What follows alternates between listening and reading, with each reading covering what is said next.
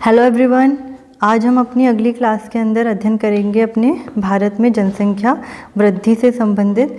हमने अपनी पिछली क्लास में जनसंख्या वितरण और घनत्व के बारे में अध्ययन किया था। आज हम वृद्धि के बारे में पढ़ते हैं, पॉपुलेशन ग्रोथ। ठीक है, सबसे पहले इसमें हम देखते हैं कि दो समय बिंदुओं के बीच किसी क्षेत्र विशेष में रहने वाले लोगों की संख्या में परिवर्तन को हम क्या कहते हैं? जनसंख्या वृद्धि कहते हैं। कि मतलब जैसे मान लीजिए 2001 के अंदर जनसंख्या कितनी रही? 102 करोड़ के समथिंग। ठीक है, और 2011 की जनगणना के अकॉर्डिंग जो जनसंख्या है वो 121 करोड़ के लगभग हो गई। तो इस प्रकार से जनसंख्या के अंदर कितनी वृद्धि हुई, ये हम कहते हैं जनसंख्या वृद्धि। इसको हम प्रतिशत में व्यक्त कर सकते हैं। जैसे जो जनसंख्या वृद्धि की दर होती है इसको प्रतिशत में व्यक्त किया जाता है। जैसे कि बात करें जनसंख्या, जैसे कि हम इसमें देखिए कि जनसंख्या वृद्धि के दो घटक होते हैं। अगर दो घटक होते हैं तो कौन कौन से होते हैं? पहली है प्राकृतिक वृद्धि और दूसरी है अभिप्रेरित वृद्धि। मतलब कि हम बात करें कि प्राकृतिक वृद्धि नेचुरल रूप से जनसंख्या में किस प्रकार से वृद्धि होती है, तो उसमें हम देखते हैं जन्म और मृत्यु दर से निर्धारित होती है। मतलब जितने बच्चे जन्म लिए और कितने लोग मरे, उनसे निर्धारित होती है हमारी जनसंख्या की प्राकृतिक वृद्धि। ठीक है, इसी प्रकार से अभिप्रेरित घटक की अगर हम बात करें तो उसमें लोगों के अंतर्वर्ती वृद्धि और बहिर्वर्ती संचलन की प्रबलता द्वारा ये निर्धारित होती है।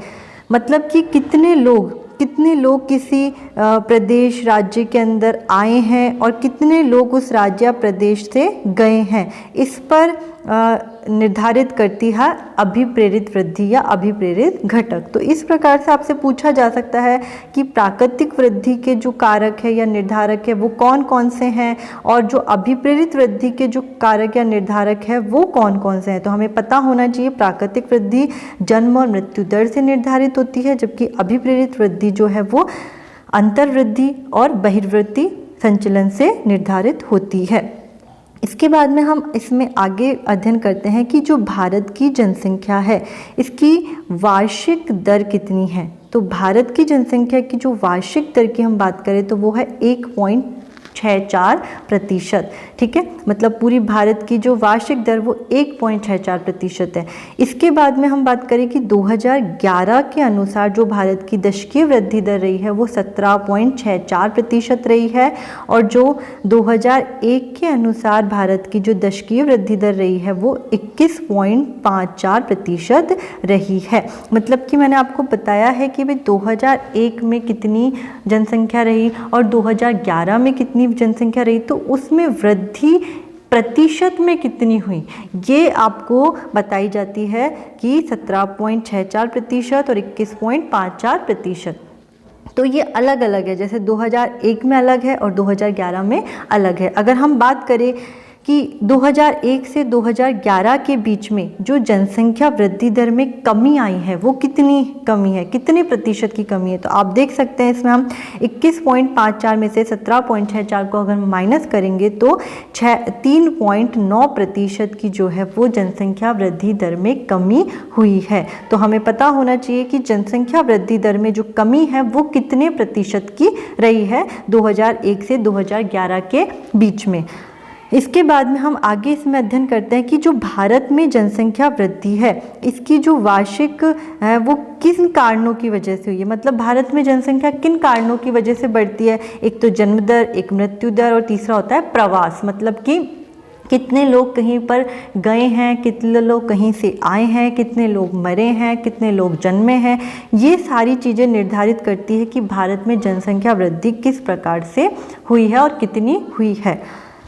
इसके बाद में हम आगे इसमें देखते हैं कि सर्वाधिक जनसंख्या वृद्धि दर वाले राज्य और केंद्र शासित प्रदेश। अगर आपसे पूछा जाता है कि सर्वाधिक जनसंख्या वृद्धि दर वाला राज्य या केंद्र शासित प्रदेश कौन सा है, तो सबसे ज़्यादा वृद्धि दर है दादरा नागर हवेली की, फिर दमन दीव, फिर मेघालय, फिर पांडिचेरी, फिर अरुणाचल प्रदेश और फिर है बिहार। ठीक है, आपको ध्यान में रखना है इसमें से जो केंद्र शासित प्रदेश है वो दादरा नागर हवेली है, दमन दीव है, ये आपके क्या है, केंद्र शासित प्रदेश, और पांडिचेरी है। ठीक है, तो केंद्र शासित प्रदेशों की अगर बात की जाती है तो ये तीनों आपको ध्यान में रखने हैं। ठीक है, जबकि अगर ओनली राज्य के बारे में पूछा जाए कि राज्यों में सर्वाधिक जनसंख्या वृद्धि दर वाला राज्य कौन सा है, तो उसमें आपके आता है मेघालय, अरुणाचल प्रदेश और फिर आता है बिहार। तो इस प्रकार से हमें पता होना चाहिए कि राज्य में कौन सा पहले नंबर पे है और केंद्र शासित प्रदेशों में कौन सा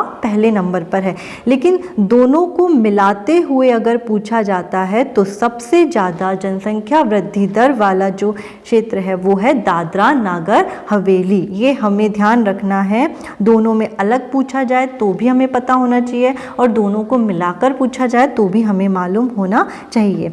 इसके बाद में हम इसमें आगे देखते हैं कि न्यूनतम जनसंख्या वृद्धि दर वाले राज्य या केंद्र शासित प्रदेश। इसी प्रकार से बिल्कुल आपसे न्यूनतम की अगर बात की जा रही है तो इसमें भी राज्य और केंद्र शासित प्रदेश दोनों को मिलाकर अगर बात की जाती है तो हमारा सबसे पहला आता है नागालैंड, फिर केरल, फिर लक्षद्वीप, फिर अंडमान निकोबार द्वीप समूह, फिर गोवा और फिर आता है हमारा आंध्र प्रदेश। ठीक है, ये आपके बिल्कुल क्रम से न्यूनतम जनसंख्या वृद्धि दर वाले क्षेत्र है।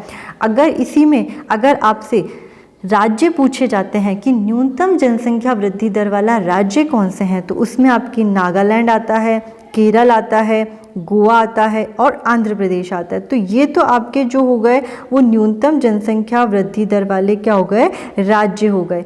इसी प्रकार से अगर आपसे ओनली केंद्र शासित प्रदेशों में सबसे कम जनसंख्या वृद्धि दर पूछी जाती है तो आपकी सबसे पहले लक्षद्वीप आता है और उसके बाद में अंडमान निकोबार द्वीप समूह आता है। तो हमें ये भी पता होना चाहिए केंद्र शासित प्रदेश कौन सा है और राज्य कौन सा है, और दोनों को मिलाकर पूछा जाए तो भी हमको मालूम होना चाहिए। तो ये आपको अच्छे से ध्यान से देखने हैं। आपके ऑब्जेक्टिव टाइप क्वेश्चंस आ सकता है, आपका फिल इन द ब्लैंक्स आ सकता है, तो इनको आपको बहुत अच्छे से ध्यान से देखना है। इसके बाद में हम आगे इसमें चलते हैं कि जनसंख्या वृद्धि को 4 अवस्थाओं में विभाजित किया जा सकता है। मतलब इसकी 4 अवस्थाओं को हम बता सकते हैं जनसंख्या वृद्धि की। जैसे कि हम पहली बात करें 1901 से 1921 के बीच की जो जनसंख्या वृद्धि की अवस्था है उसको हम रुद्ध अथवा स्थिर अवस्था भी कह सकते हैं। जैसे कि बात करें कि इस अवधि में जनसंख्या वृद्धि दर अत्यंत निम्न थी। 1911 से 21 के दौरान ऋणात्मक वृद्धि दर दर्ज की गई। क्यों? क्योंकि निम्न स्वास्थ्य चिकित्सा, अधिकतर लोगों की निरक्षरता, आधारभूत आवश्यकताओं का अपर्याप्त वितरण होने के कारण, उच्च जन्म और उच्च मृत्यु दर के कारण वृद्धि दर भी कैसी बनी रही, निम्न बनी रही। मतलब ये सभी कारण हैं जिनकी वजह से जो जनसंख्या वृद्धि दर है वो कैसी रही, निम्न रही। क्योंकि जन्म दर उच्च रही, मृत्यु दर भी उच्च रही, तो जनसंख्या वृद्धि दर जो है वो निम्न बनी रही 1901 से 1921 के बीच में।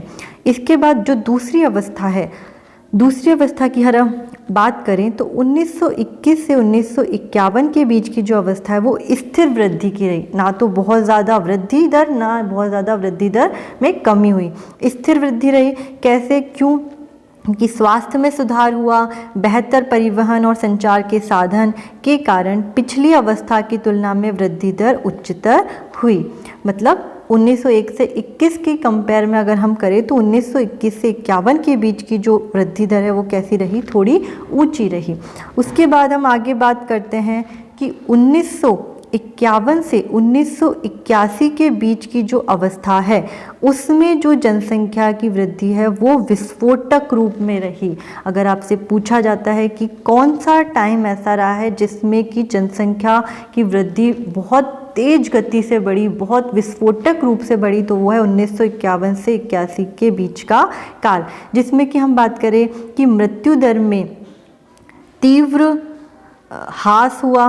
उच्च प्रजनन दर के कारण औसत वार्षिक वृद्धि दर 2.2% ही रही। इसी अवधि में विकासात्मक कार्यों को आरंभ कर जीवन की दशा में सुधार कर अर्थव्यवस्था भी सुधरने लगी। उच्च वृद्धि दर का एक प्रमुख कारण है कि तिब्बतियों, बांग्लादेशियों, नेपालियों व पाकिस्तानियों को देश में लाने वाले बढ़ते अंतर्राष्ट्रीय प्रवासी से है। मतलब कि इसका जो उच्च वृद्धि दर का कारण है वो एक मुख्य कारण ये भी है कि यहाँ पर जो दूसरे देशों के लोग हैं वो भी यहाँ पर आने लगे। ठीक है, तो इस प्रकार से आपसे पूछा जा सकता है कि 1951 से 81 के बीच में जो विस्फोटक वृद्धि हुई इसका मुख्य कारण क्या है। तो हमें पता होना चाहिए इसका मुख्य कारण क्या है। इसके बाद में हम आगे इसमें देखते हैं जो इसकी चौथी अवस्था है। चौथी अवस्था की अगर हम बात करें तो इसमें आप देख सकते हैं कि जो 1981 से लेके वर्तमान तक का जो टाइम है वो हमारी चौथी अवस्था में आता है जनसंख्या वृद्धि की, जिसको हम कह सकते हैं कि ऊंची वृद्धि दर लेकिन धीरे धीरे मंद गति से बढ़ती दर। जैसे कि अभी हमने देखा था कि जो हमारी जनसंख्या वृद्धि दर थी, अभी थोड़ी देर पहले आपको बताया गया था, जो हमारी जनसंख्या वृद्धि दर थी वो 2001 में 21.54% रही। ठीक है, जबकि 2011 में 17.64% ही रही। मतलब 3.9% के हमारे जनसंख्या वृद्धि दर में क्या हुई है, कमी हुई है। मतलब कि हमारे देश में, भारत में जनसंख्या की वृद्धि तो हो रही है, जनसंख्या तो बढ़ती जा रही है। ठीक है, जैसे 102 करोड़ थी तो बढ़कर कितनी हो गई, 121 करोड़ हो गई। तो जनसंख्या तो क्या हो रही है, बढ़ रही है, लेकिन जो बढ़ने की दर है वो क्या हो गई, कम हो गई। मतलब उतनी तीव्र गति से नहीं बढ़ रही है जितनी कि पिछले की जनगणना के तुलना में। ठीक है, इस प्रकार से हम देख सकते हैं कि जो जनसंख्या है वो बढ़ रही है लेकिन उसकी दर क्या होती जा रही है, कम होती जा रही है। इसी प्रकार से ये इसकी चतुर्थ अवस्था है जिसमें कि बताया गया है कि ऊंची वृद्धि दर है लेकिन धीरे धीरे मंद गति से बढ़ती दर है। इसके बाद में इसका कारण क्या है, क्यों, क्योंकि विवाह की औसत आयु में वृद्धि हो गई है। जैसे कि पहले छोटे छोटे बच्चों का बाल विवाह कर दिया जाता था, लेकिन अब एक विवाह की आयु क्या कर दी गई है, निश्चित कर दी गई है। स्त्री शिक्षा में दिन प्रतिदिन सुधार होते जा रहे हैं, महिलाओं को आगे पढ़ाया जा रहा है, तो उनकी पढ़ाई में कम से कम 24-25 साल तो ऐसे ही निकल जाते हैं। तो जब तक उनकी शादी होती है तो उनका टाइम काफ़ी निकल जाता है। तो इस प्रकार से स्त्री शिक्षा में भी सुधार होता जा रहा है और महिलाओं में, इसीलिए साथ ही साथ में इन सब चीज़ों के प्रति अपना ज्ञान भी क्या हो रहा है, बढ़ता जा रहा है। इस अवधि के लिए उत्तरदायी है, मतलब जो ये कारण है इसके लिए, ये जो अवस्था है इसके लिए उत्तरदायी कारण क्या है, उत्तरदायी क्या क्या फैक्ट्स है। तो विवाह की औसत आयु में वृद्धि और स्त्री शिक्षा में सुधार। इसके बाद में हम आगे देखते हैं कि भारत में जनसंख्या वृद्धि का एक महत्वपूर्ण पक्ष अगर हम रखें तो किशोरों की वृद्धि है। मतलब किशोरों की वृद्धि हो रही है भारत में, जिसमें 52.7% किशोर है और 47.3% किशोरियां सम्मिलित है। हमको पता होना चाहिए कि जो किशोरों की वृद्धि है उसमें कितने प्रतिशत तो किशोर है और कितने प्रतिशत आपकी किशोरियां सम्मिलित हैं। इसके बाद में हम राष्ट्रीय युवा नीति की बात करें तो आपसे पूछा जा सकता है कब प्रारंभ की गई, फरवरी 2014 में प्रारंभ की गई। यह नीति 15 से 29 वर्ष की आयु समूह के व्यक्ति को युवा के रूप में परिभाषित करती है। आपसे पूछा जा सकता है कि युवा वर्ग कौन से वर्ष के अंदर आता है, तो 15 से 29 वर्ष की आयु का जो समूह वर्ष है उस व्यक्ति को हम युवा रूप में परिभाषित कर सकते हैं। इसी के बाद में आगे हम देख रहे हैं कौशल विकास और उद्यमिता जो नीति है वो 2015 में बनाई गई। कब बनाई गई, 2015 में बनाई गई। तो आपसे पूछा जा सकता है राष्ट्रीय युवा नीति कब प्रारंभ की गई, कौशल विकास उद्यमिता नीति कब बनाई गई, तो ये आपको पता होना चाहिए। ठीक है, तो इस प्रकार से जो आज हमने अपना अध्ययन किया है वो जनसंख्या वृद्धि को लेकर हमारा अध्ययन किया है। ठीक है, हमने अपनी पिछली कक्षा में जनसंख्या वितरण, जनसंख्या घनत्व के बारे में अध्ययन किया था।